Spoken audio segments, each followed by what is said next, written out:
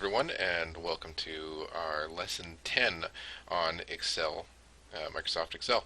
Here today we're going to be talking about data validation. Data validation basically means that Excel will look at what you're typing into the various cells to ensure that it meets a certain set of criteria.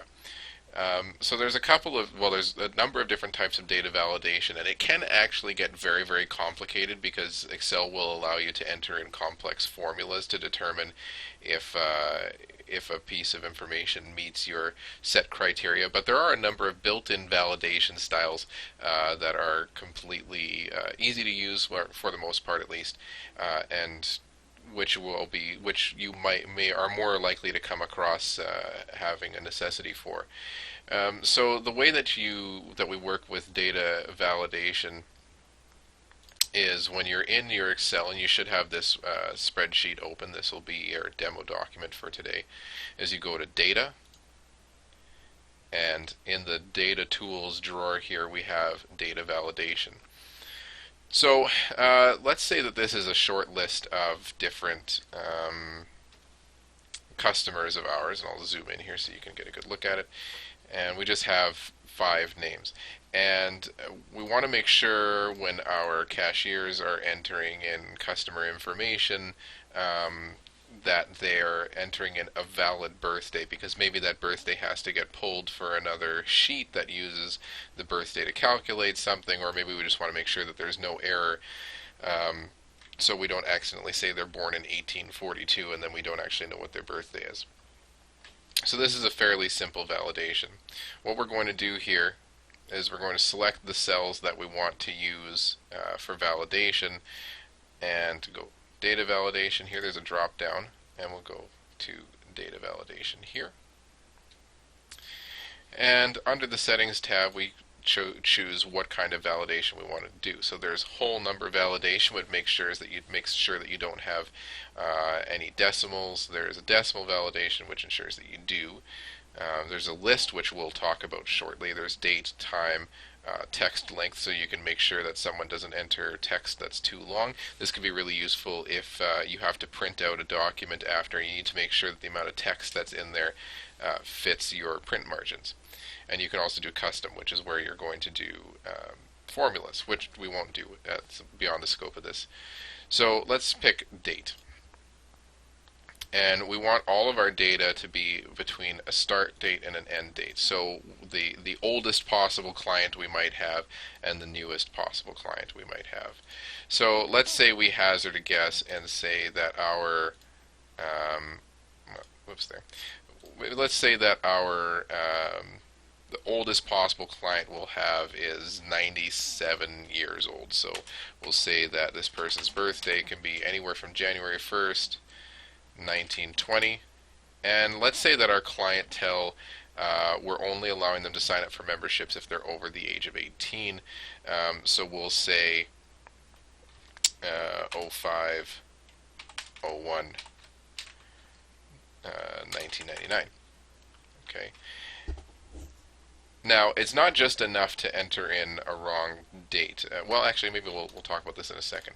So now, if I say, let's say Sheldon's birthday here was August 15th, 1967, and that works just fine. Now, if we were to go with, say, Charlotte Fields, and her birthday was 08, 01, and let's say it was 1976, but we actually accidentally put in 1876, it's going to give us an error.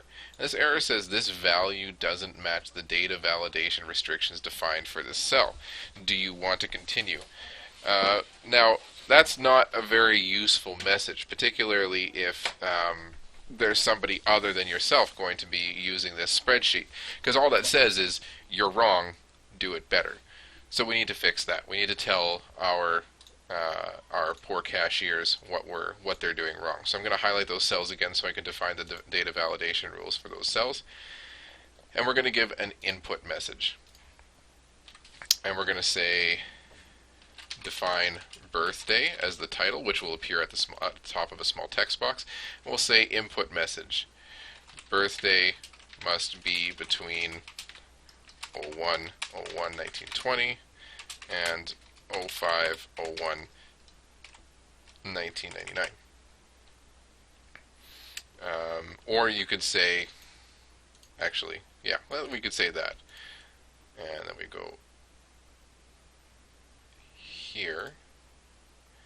And we could say, so input message, so this is telling us, this is reminding a person when they're about to type in what criteria they have to meet when they're entering it in.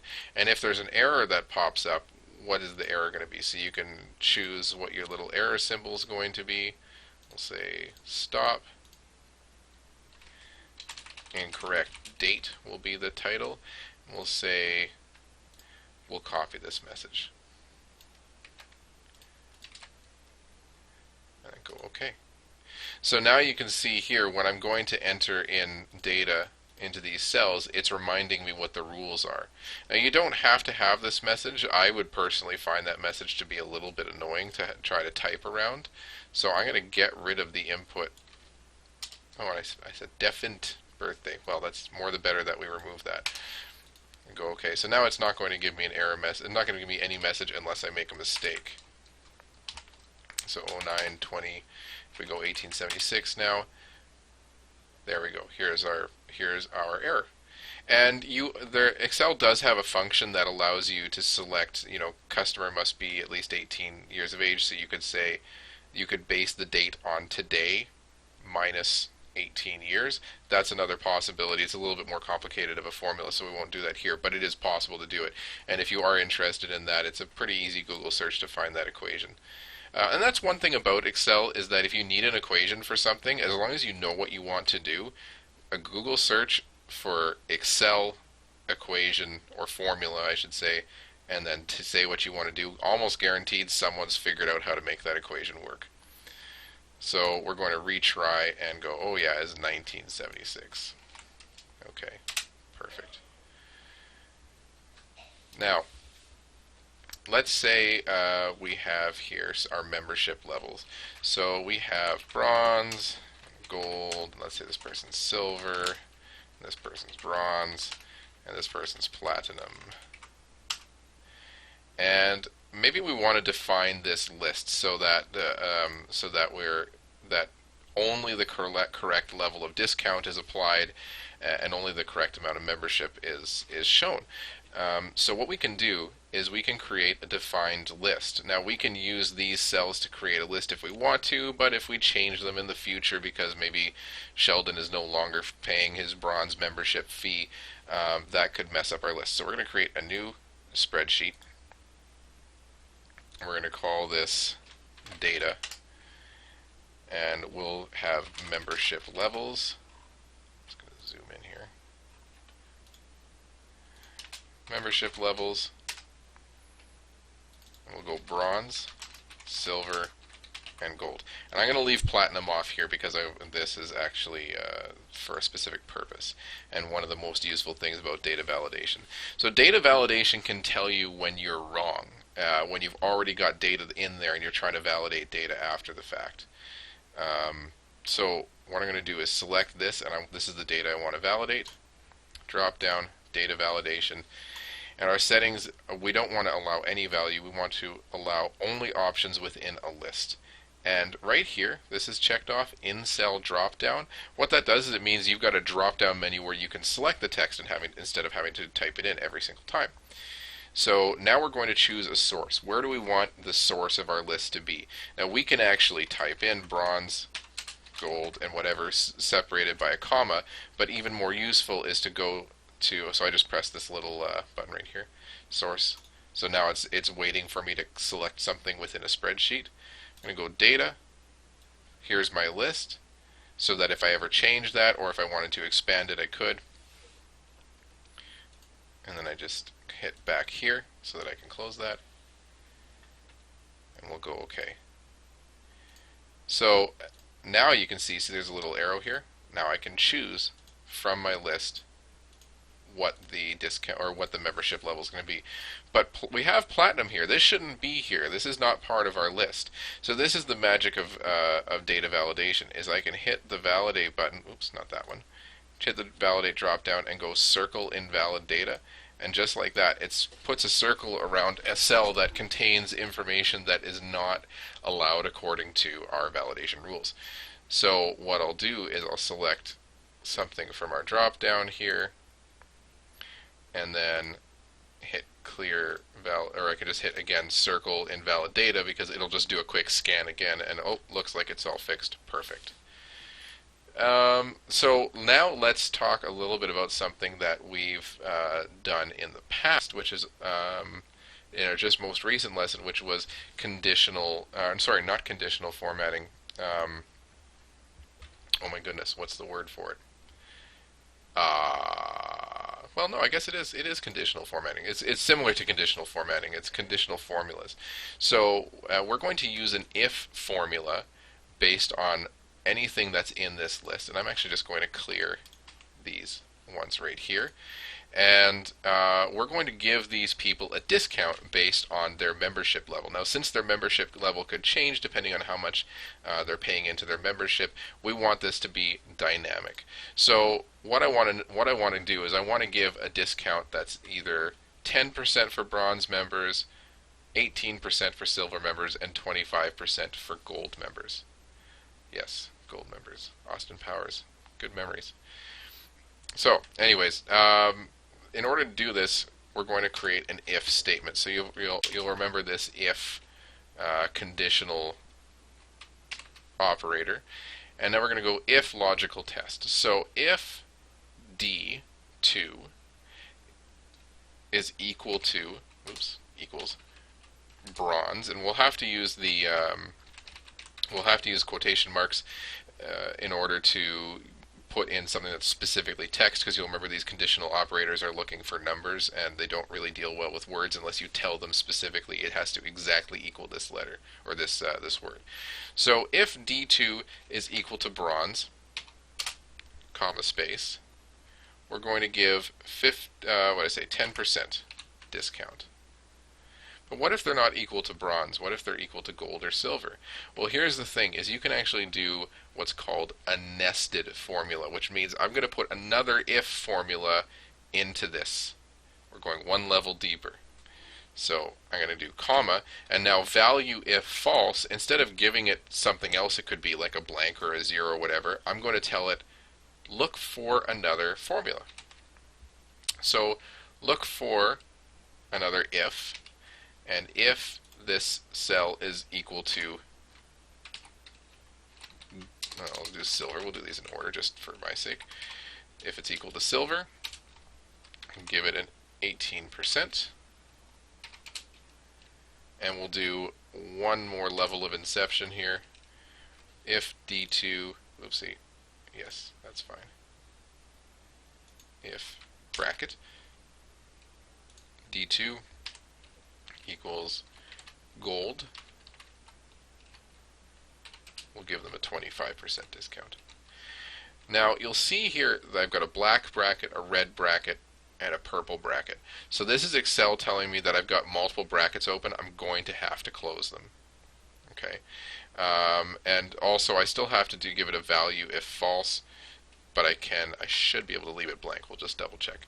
So I'm going to close my bracket, so now it says corresponding purple brackets have been closed, and close my red bracket, and close my black bracket. So I'm just typing in the brackets, right? Let's see if it works. Oh, just like magic. So now we've put in what looks like a really complex formula, but it actually isn't. And if we wanted, if they had no membership, like let's say it was blank and we wanted it to appear as something like a 0%, we could do that too, just simply by doing another comma and 0%, but I'm not going to bother with that. I kind of prefer having it blank. So now I can autofill down, and it's just giving me false because there's no there's no information here to tell Excel what sort of answer to give, because it's just going to give false by default. So I've got a couple other options. Let's go bronze here, and let's add one more piece of data to here. We could say non-member, and we'll go back into highlight this, and we'll go back into our data validation rules, and we'll change this. Instead of A4, we're going to change it to A5 so that it extends one more cell further. There we go. And now I've got a non-member. So this still says false. So let's change that to just 0.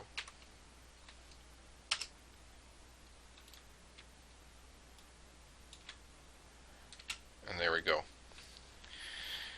Now, when you're doing this, you might find that these cells actually just show a decimal instead. So if you want to change it, you go to Home, highlight this, and go to our conditional formatting here, select number, and go to percentage. If it's just general, it'll just appear as a decimalized number.